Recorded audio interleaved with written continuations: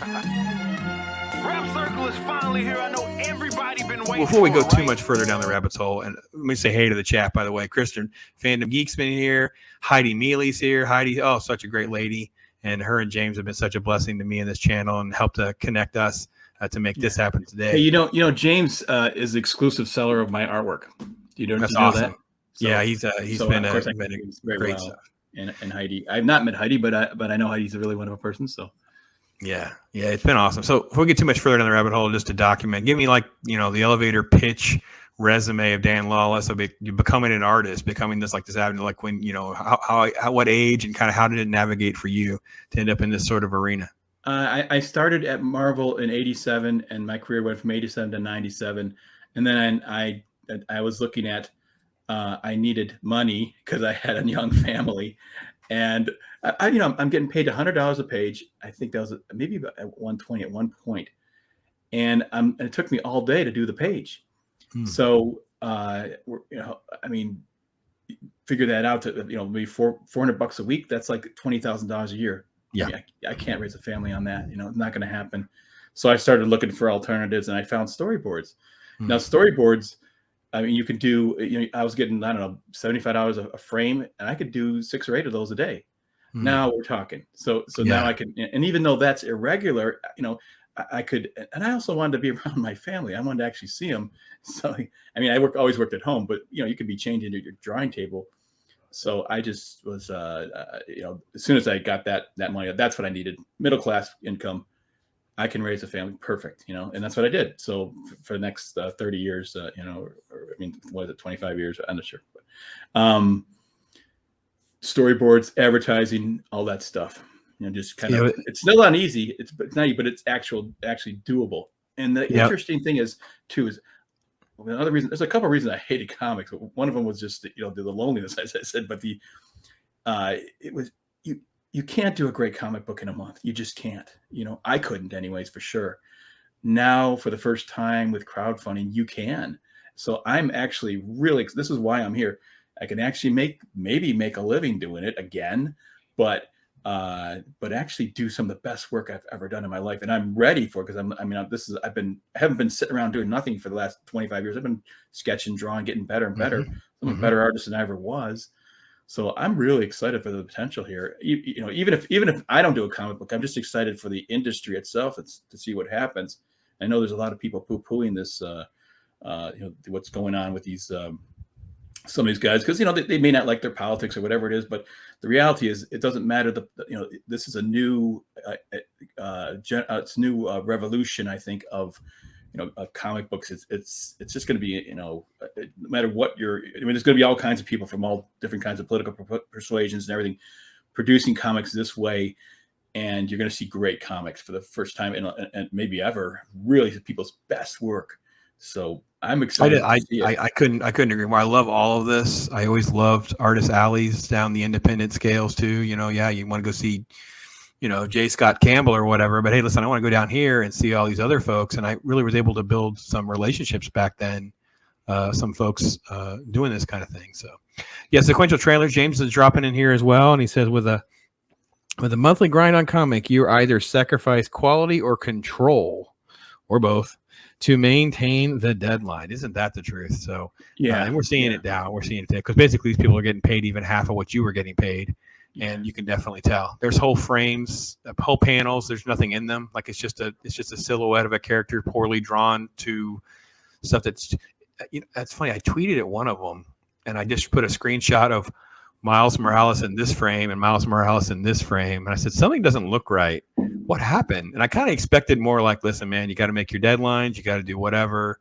That frame is not a frame. I'm not particularly, the panel's not great. It's fine. It didn't derail the story or anything. That's kind of what I expected. Oh, no. Oh, God help me. No. I was under attack. You wouldn't believe. I don't think that person blocked me. I'm blocked by a handful of them because that's who I'm just like the milquetoast old G fan who just is like, hey, listen, what's going on with this? What's going on with that? I don't want to call people. I'm a person of faith. The last thing I'm going to do is be out there cussing at people or screaming at people and I cut up and I make fun of people. Some guy was trying to call me a hypocrite because of that. Like, you can't take a joke, man. You can't, it wasn't at the person. It was like at the president or something. Anyway. Yeah. So Also, the social media itself, like you say things in print that you would never say in person if you're standing right next to the person. But it's so easy just to type it in your keyboard. You don't see the person's facial expression. You don't see that maybe they got a little smirk on their mouth. They're saying that. You know what I'm saying? So true. so these Body things language. they come across as very cutting, and people, whoa, I'm offended. So I'm always like, take a step back when I'm ready to write something. Just like, how would this really? Could this be portrayed as really nasty? And then also another thing I do is I don't say anything that I wouldn't say that everybody could see. Because then something's wrong with it. So I agree with that. I would say that I probably would say 90% of what I actually say. However, I will say my demeanor and the body language, like you said, excuse me, gets lost. So I probably come across as being more of a blunt a-hole or something like that than I would ever mean to be, because I would not approach things that way in real life. So I'll be honest, I found your art. I first become Dan Lawless was through trading cards. Let me show that you've got your art pulled up. You said you're basically Instagram is a great way for folks. We'll make sure we have the right link in the description for you folks to go over and see Dan's work. This was one of the trading cards from 1993 Marvel Masterpiece. This is a print of that piece. Polaris from X-Men. So his trading card work in the 90s is where I kind of got, and I'm not trying to demean the fact I didn't know about his comic book work.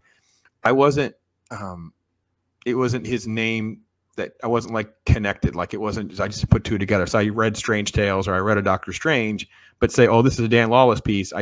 Those dots weren't in my head at the moment. That came along much later. But for cards, I was immersed in the cards. I thought freaking Marvel Masterpiece and that era of cards. Your work on Ultra, where you did the X-Men, one character versus another, Wolverine versus whatever. Yeah, I love all this. I'll just bring that up because there's like 3 or 4 you did those versus cards. Yeah, they're gold for me, man. I love those cards. Let me think of what was it. There was Cable and Wolverine and Magneto and Wolverine. It's probably my favorite one. Yeah, Hulk and Wolverine. Oh, look at that. It's so reminiscent of Incredible Hulk 181, right? That first appearance kind of stuff. It's good stuff. That's what it was supposed to capture. Emulate. Was that? Yeah. So I mean, there's a Bernie Wrightson kind of Hulk, So it's funny because I used to because I had an eBay store. I still have an eBay store. I still sell cards, but not nearly the volume or the attention like I used to. But I used to have this Star Wars Galaxy card, and I would sell all of them, and it was like of Greedo. And what I came to find out is one of the artists, like yourself, would buy all of my cards and then sell them at shows. Like they would just charge like, here's a card, I'll sign it, whatever, and just ask for $5 or whatever. They'd make a buck or two, but they probably make a fan because they end up having basically like a wallet-sized collectible that anybody could take. Yeah. So I love the cards. So that's how I found you. You talk about the loneliness of Marvel and all of that.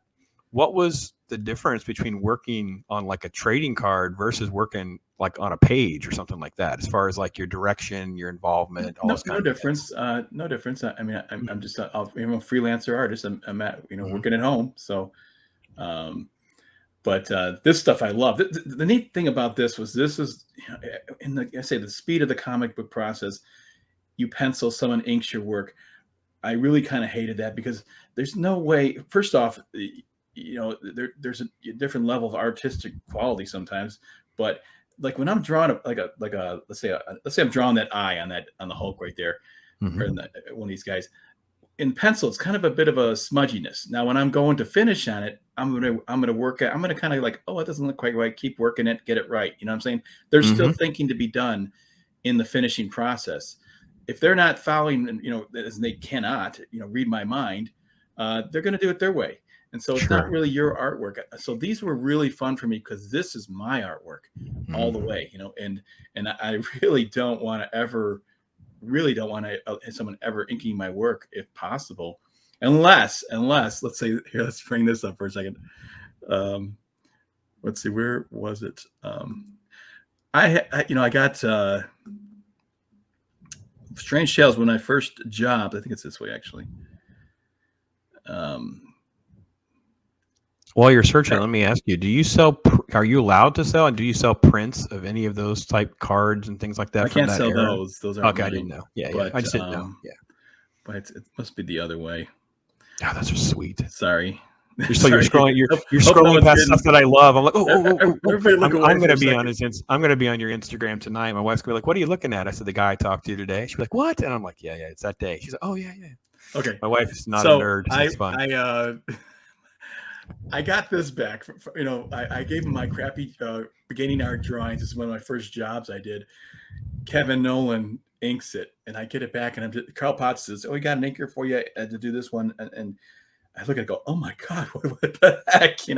It's so good, So he inked one of the issues, and man, those faces just jump off the page. Right. I mean, I gave him decent constructions and stuff, but he finished it. And this is a case of an artist making it better. That doesn't happen very often. But if you get an artist who's a full illustrator and they know what they're doing, they'll take it in their direction. I mean, this isn't something I would do, but or even could do. It's just so it's great. It's a great combination. It's best if you have someone who really knows how to finish it. Something I always wanted Tom Palmer to ink my stuff. Like I just thought but Carl Potts said, "Oh, he'll overpower your work." I'm like, yeah, that's the whole point. I want him to finish the dang thing, and I want him to hit it over the fence. I'm just trying to tee it up properly. Let him finish my work. I want him to fix all my mistakes. All I do is chill.